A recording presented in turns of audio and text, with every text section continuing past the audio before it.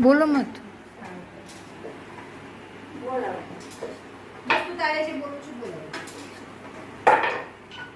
ये पूरी बोलते हैं, सूखी पूरी नैवेद्य में बनाते हैं। इसके नमक डाले बिना बनाते हैं और ये अच्छी बनती है और नैवेद्य में रखी जाती है गाइस।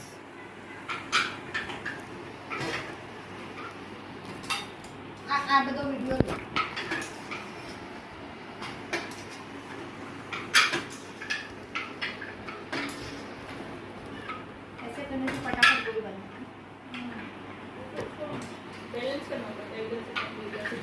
हाँ, ये काम मेरी ननद कर देती है। पाछू चलना है, चलो। हाँ तो बोल। वो यही करती है, उनको हम लोग दे देते हैं गोला बना के, फटाफट दबा दबा के देते हैं, फटाफट बन देते हैं।